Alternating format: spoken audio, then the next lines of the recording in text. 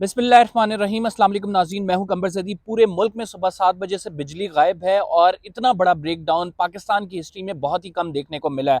इसकी असल वजह आप लोगों से छुपाई जा रही है। इसकी असल वजह क्या है मैं आपको इस व्लॉग में बताऊंगा, क्योंकि ऐसा बहुत रेयर मुल्क की तारीख में हुआ है कि पूरे मुल्क में एक साथ बिजली गायब हो और हुकाम ये कह रहे हो कि इसको 12 घंटे लगेंगे वापस आने में। ऐसा आखिर क्या हो गया, पसे पर्दा असल स्टोरी क्या है, उस तक जाने की कोशिश करेंगे। और इस तमाम चीज़ में आपको एक चीज़ बड़ी वाज़ेह नज़र आएगी, और वो हुकूमती नाअहली। और ये हुकूमती नाअहली किन वजूहात की वजह से है, ये पीडीएम की हुकूमत की वजह से है। आपको हकाइक से पर्दा उठाएंगे इस व्लॉग में, और साथ आपको ये भी बताएंगे रात गए पीटीआई की एक खुफिया मीटिंग हुई है। उस खुफिया मीटिंग में एक फैसला लिया गया और आज सुबह तभी तमाम लोग इलेक्शन कमीशन के बाहर थे। इलेक्शन कमीशन के बाहर एहतजाज किया गया, पार्लियामेंट के बाहर एहतजाज किया गया। इलेक्शन कमीशन के जब अंदर गए, क्या कुछ हुआ है, उस मीटिंग में क्या डिसाइड हुआ है, ये भी हम आपको इस व्लॉग में बताएंगे। अगर आपने चैनल को सब्सक्राइब नहीं किया, सब्सक्राइब कर लें, बेल का आइकन जरूर दबाएं, फेसबुक पे फॉलो करना ना भूलें। मुल्क का सबसे बड़ा मसला राइट नाउ अभी बिजली की फराहमी है,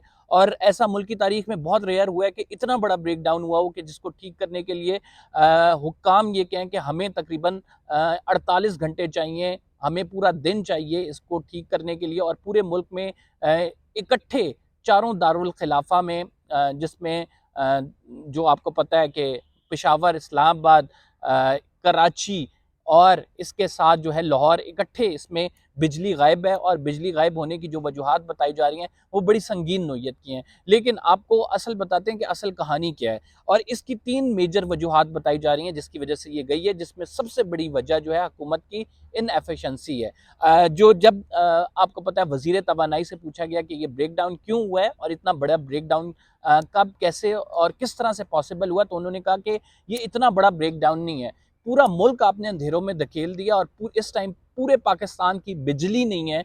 लोग अपने जो कारोबार हैं उस पर नहीं जा सकते, लोग अपने रोजगार कमाने नहीं जा सकते, लोगों का निज़ाम ज़िंदगी धर्म भरम होकर रह गया। ऑपरेशन थिएटर्स में ऑपरेशन रुक गए हैं, सुप्रीम कोर्ट की कार्रवाई रुक गई है, पार्लियामेंट के दरवाजे बंद कर दिए गए हैं। लेकिन यह हुकूमत कह रही है कि इतना बड़ा ब्रेक डाउन नहीं है।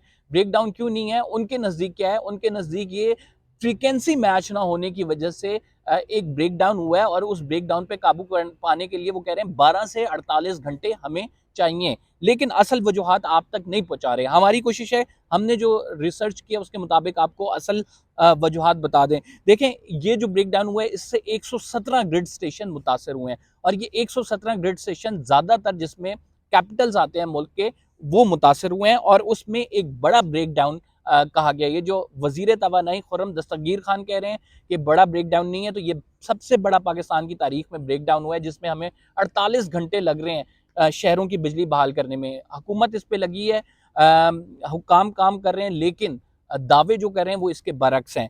दावे ये किए जा रहे हैं कि ये ऐसी कोई बड़ी परेशानी वाली बात नहीं है, जबकि इसके बरक्स हम ये देख रहे हैं कि ये बहुत बड़ी परेशानी वाली बात है कि आपके जीएचक्यू में, रावलपिंडी वाली जगह पे आप ये देखें कि 1 घंटे के लिए बिजली आई, जहाँ पे इतने इंपॉर्टेंट काम हो रहे थे, और उसके बाद नेशनल सिक्योरिटी जिससे लिंक्ड है, और उसके बाद वहां पे भी चली गई। इसका मतलब ये है कि सिक्योरिटी फोर्सेस से लेके ऑल ओवर पाकिस्तान एक बहुत बड़ा कंसर्न है कि ये जो ब्रेक डाउन है ये किस वजह से है। 3 मेन वजूहात मैं आपको इसकी बता देता हूँ जिसकी वजह से ये ब्रेक डाउन हुआ है। सबसे पहली बड़ी वजह ये है कि रात को बहुत सारे जो ग्रिड स्टेशन हैं उस पर ये पावर स्टेशंस को ऑफ कर देते हैं, और इनका मकसद होता है कि फ्यूल बचाया जा सके। और फ्यूल की एफिशिएंसी के लिए ये कहते हैं कि सर्दियों में तो चलें बिजली की इतनी ज़्यादा लागत नहीं होती, लोग इतना इस्तेमाल नहीं करते, और बिजली का इस्तेमाल कम हो जाता है, लिहाजा हम रात को ये ऑफ कर देते हैं। अब वो रात को जब आप पावर स्टेशन ऑफ करते हैं तो ऑटोमेटिकली उसकी फ्रीक्वेंसी जो है वो ख़त्म हो जाती है, और वो फ्रीक्वेंसी जब सुबह आप ऑन करते हैं तो फ्रीक्वेंसी मैच करती है। अब जब फ्रीक्वेंसी अगर कहीं मैच ना करे तो वहाँ पे ट्रिप हो जाता है, और ट्रिप होने की वजह से ब्रेक डाउन होता है। और ये चंद सेकंड्स का मामला होता है कि जब फ्रीक्वेंसी मैच नहीं करती, जब ब्रेक डाउन हो जाता है, उसकी वजह से हम ये देखते हैं कि जो बड़े शहरों को सप्लाई लाइंस जारी होती हैं वो अफेक्ट होती हैं, और ब्रेक डाउन की वजह से वहाँ पे इलेक्ट्रिसिटी सप्लाई नहीं हो सकती। तो सबसे बड़ी वजह इसकी फ्रीक्वेंसी है। फ्रीक्वेंसी मैच नहीं हुई। सुबह 2 बैराज बताए जा रहे हैं दादू गुड्डू बिराज की ये बात की जा रही है और दादू और जामशोरों का इलाका बताया जा रहा है जहां पे ट्रांसमिशन लाइंस में फ्रीक्वेंसी मैच ना होने के बायस जो है वो ब्रेक डाउन हुआ है। उसके बाद दूसरी बड़ी वजह है हमारा जो ट्रांसमिशन सिस्टम है वो बहुत उम्र रसीदा है, वो बहुत ओल्ड है और उससे एक तो पावर लीकेजेस भी हैं, दूसरा वो इस निज़ाम इस कैपेबल नहीं है कि हम आपको उसको टाइम टू टाइम चलाएंगे, यानी रात को पूरी रात बंद रहा और सुबह के वक्त उठ के हमने ऑन कर दिया तो वो जो एफिशिएंटली तमाम बिजली ट्रांसफ़र हो जाएगी सप्लाई लाइंस में और फिर वो शहरों में आ जाएगी। लिहाजा इन्होंने अपनी वजह से, क्योंकि हमारे मुल्क में तेल की तो आपको पता है कमी है, हमारे मुल्क में पेट्रोल तो है नहीं, पेट्रोलियम मसनूआत खरीदने के लिए इवन हम एलसीज नहीं खोले क्योंकि हमारे मुल्क में डॉलर नहीं है। डॉलर इस वजह से नहीं है, मुल्क की मईशत का बेड़ा गर्क हो गया। रिजीम चेंज ऑपरेशन के बाद जो कुछ हुआ है इस सारे के जिम्मेदार मैं ये समझता हूँ कि पीडीएम है, क्योंकि उसकी वजह यह है कि आपने हुकूमत संभाली लेकिन आप इस अहल नहीं थे कि आप हुकूमत को चला सकें। और आज ये देखने को मिला है कि पूरे पाकिस्तान में एक साथ बिजली गायब है और 48 घंटों का आप ये कह रहे हैं कि 48 घंटों तक आएगी, 24 घंटे आप ये कह रहे हैं कि हमें इसके दुरुस्त करने में लगेंगे, कुछ इलाकों में आप कह रहे हैं कि जल्दी बिजली आ सकती है, लेकिन दूर दराज इलाकों में बिजली जल्दी नहीं आएगी। मैं ये बात कर रहा हूँ, आप इस्लामाबाद में तो शायद बिजली दे दें, घंटे डेढ़ 2-3 घंटे तक आ जाए। अभी भी सुबह 7 बजे से गई हुई है और मैं इस्लामाबाद में बैठ के व्लॉग कर रहा हूँ, तो तकरीबन 3 बजे तक बिजली नहीं आई है। तो आप 3 घंटे मज़ीद, यानी आप 12 घंटे में इस्लामाबाद में बहाल कर रहे हैं बिजली, इसके बाद आप दूसरे छोटे शहरों का देख लें कि वहाँ पे क्या हाल होगा। तो 3 इसकी जो मेजर वजूहात हैं, इसमें एक तो फ्रीक्वेंसी है, दूसरी ट्रांसमिशन लाइन्स हैं और तीसरी फॉग भी है। फॉग की वजह से नमी हो जाती है ट्रांसमिशन लाइंस में और वो चूंकि पुरानी है इस वजह से बड़ा अफेक्ट होता है। दो जगह बताई जा रही हैं, दादू और जामशोरो, जहां पे ट्रांसमिशन लाइंस में ब्रेकेज हुआ है और दूसरा कोयटा में जो ट्रांसमिशन लाइंस हैं इनमें भी बताया जा रहा है ब्रेक डाउन हुआ है, जिसकी वजह से बलूचिस्तान के बहुत सारे इलाके अंधेरे में राइट नाउ डूबे हुए हैं और उन पर बहाली का काम जो है वो जारी है। इस पर रिपोर्ट तलब कर ली गई है। मैंने आपको बताया 117 ग्रिड स्टेशन जो हैं जो कि मेनली बड़े शहरों को इलेक्ट्रिक सप्लाई फराम करते हैं, वो इस टाइम बंद हैं, उन पर ब्रेक डाउन है, उन पर रिपेयरिंग का काम जारी है और ये जो है मुल्क की तारीख में रेयर हुआ है, मैंने जिस तरह आपको बताया कि इस तरह इतना बड़ा ब्रेक डाउन हुआ हो।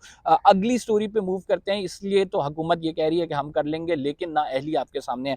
अगली स्टोरी हमारी ये है कि पीटीआई ने रात गए एक अहम इजलास किया।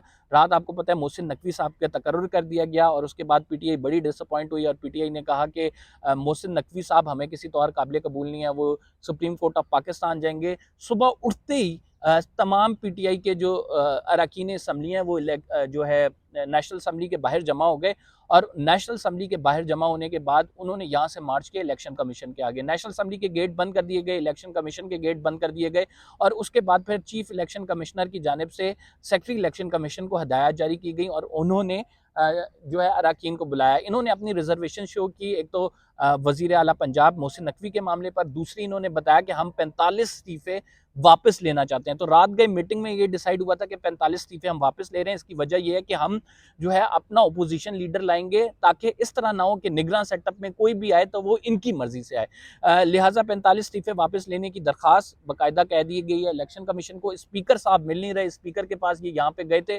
स्पीकर मौजूद नहीं थे, स्पीकर के घर गए, स्पीकर नहीं मिले, स्पीकर मिल नहीं रहे, स्पीकर ने इस्तीफे मंजूर करने हैं, स्पीकर अब पॉलिटिक्स खेल रहे हैं, भाग रहे हैं और पीटीआई उनके पीछे पीछे भाग रही है कि किसी तरह से जो है हमारे इस्तीफे बच सकें। 45 इस्तीफे बचाने का मकसद ये है कि ये निगरान सेटअप अपना यहाँ पे कायम करना चाहते हैं कौमी असम्बली में जनरल इलेक्शंस के लिए, क्योंकि एक डज पीटीआई खा चुकी है और वो डज ये है कि जैसे ही मोहसिन नकवी का तकर्रुर हुआ, पीटीआई समझती है कि वो बहुत बड़ी धांधली होगी अगर पंजाब में उनका तकर्रुर हो गया है। इस वजह से वो सुप्रीम कोर्ट भी आएंगे और वो ये समझती है कि निगरान सेटअप का हिस्सा बनना उसके लिए बहुत ज़रूरी है। राजा रियाज को हटाना होगा, 45 लोगों को बचाना होगा और पीएसी की चेयरमैनशिप लेनी होगी। तो ये पीटीआई का प्लान है जो रात गए मीटिंग में डिसाइड हुआ है। फिलहाल के लिए इतनी। कंबर जदी को इजाज़त दीजिए, इंशाल्लाह अगले व्लॉग में आपसे मुलाकात होगी। अल्लाह हाफ़िज़।